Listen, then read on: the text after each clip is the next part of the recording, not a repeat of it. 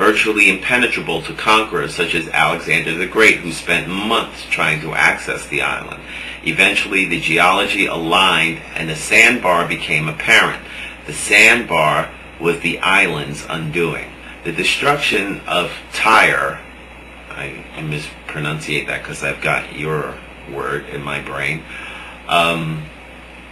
the destruction of Tyre, which was the island at the end of the causeway, not the coastland, is no longer there. Prophecy fulfilled. I'll read several aspects of this prophecy, and the one that you seem to overlook or misrepresent regarding the many nations. Several aspects of this prophecy deserve attention and close scrutiny. The prophet predicted: 1. Many nations will come against Tyre. 2. The inhabitants of the villages and the fields of Tyre would be slain. 3. Nebuchadnezzar would build a siege mound against the city. 4. The city would be broken down, and the stones, timber, and soil would be thrown in the midst of the water. Alexander the Great did that to build the causeway. 5. The city would become a place for spreading of the nets. And 6. The city would never be rebuilt. To this day, it's not rebuilt. In a chronological order, the siege of Nebuchadnezzar took place within a few months of Ezekiel's prophecies. Josephus, quoting the record of the Phoenicians, says that Nebuchadnezzar besieged Tyre for 13 years in the days of Ithabal, their king, against Apion, 121. The length of the siege was due in part to the unusual arrangement of the mainland city and the island city. While the mainland city would have been susceptible to ordinary siege tactics, the island city would have been easily defended against orthodox siege methods. Fleming, page 45. The historical record suggests that Nebuchadnezzar destroyed the mainland city, but the siege of the island probably ended in the normal submission of the city, in which Tyre surrendered without receiving the hostile army within her walls. Page 45 again.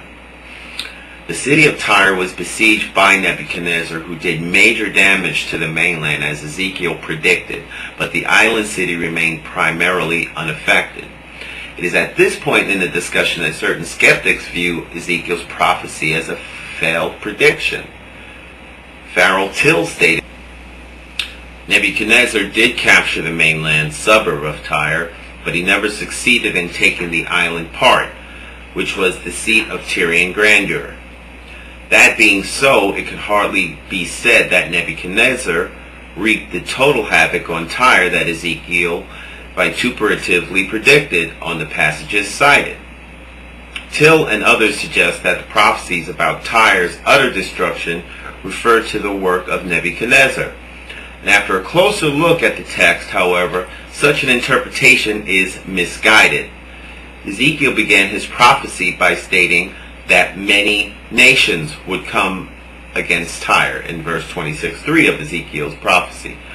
Then he proceeded to name Nebuchadnezzar and stated that he would build a siege mound. He would slay with the word, and he would do numerous other things. 26:7 through 11 in Ezekiel's prophecy. However, in 26:12, the pronoun shifts from the singular he to the plural they. Now, you'll probably say they is in reference to Nebuchadnezzar's army. It's not true, because verse 3 says many nations. It is in verse 12 and in the following that Ezekiel predicts that they will lay stones and building material of Tyre in the midst of the water. Who did that? Alexander the Great. The shift in the pronouns is of vast significance, since it shifts the subject of the action from Nebuchadnezzar back to the many nations. Till and others fail to see the shift and mistakenly apply the utter destruction of Tyre to the efforts of Nebuchadnezzar, as does AtheistPaladin, ChristopherL, ozatheist, and so forth. Furthermore, Ezekiel was well aware of Nebuchadnezzar's failure to destroy the city 16 years after the initial prediction of the 27th year of Jehoiakim's captivity, circa 570 BC. He wrote, Son of man, Nebuchadnezzar, king of Babylon, caused his army to labor strenuously against Tyre. And I read this scripture already. So basically, therefore, in regard to the prophecy of Tyre, as it relates to Nebuchadnezzar's activity, at least two of the elements were fulfilled. For example, the siege mound and the laying of the inhabitants in the field. Regarding the prediction that many nations would come against Tyre, the historical record surrounds the illustrious city reports such turmoil and war that Ezekiel's prophecy looks like a mild understatement of the facts. After Nebuchadnezzar's attack of the city, a period of Great Depression plagued the city, which was assimilated into the Persian Empire around 538 BC. Fleming, page 47.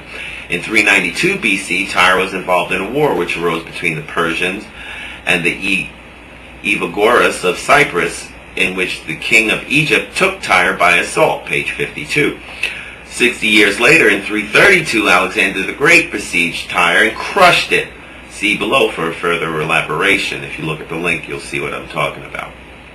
Soon after this defeat, Ptolemy of Egypt conquered and subjugated Tyre until about 315 BC, when Antigonus of Syria besieged Tyre for 15 months and captured it. Fleming, page 65. In fact, Tyre was contested by so many foreign forces, many nations, that Fleming wrote, it seemed ever the fate of Phoenician cities to be between an upper and a nether millstone. Page 66. Babylon, Syria, Egypt, Rome, Greece, Armenia, and Persia are but a sampling of the many nations that had part in the ultimate destruction of Tyre. Thus, Ezekiel's prophecy about many nations remains a historical reality that cannot be gainsaid. So, there you have it.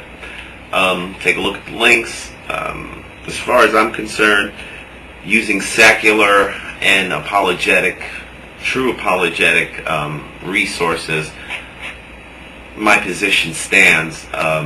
Atheist, sorry, and good luck. I know you got called out. Hopefully you'll be okay and you'll be able to come back and say, hey, this is Bonjaris, as always, bringing you the truth. Peace.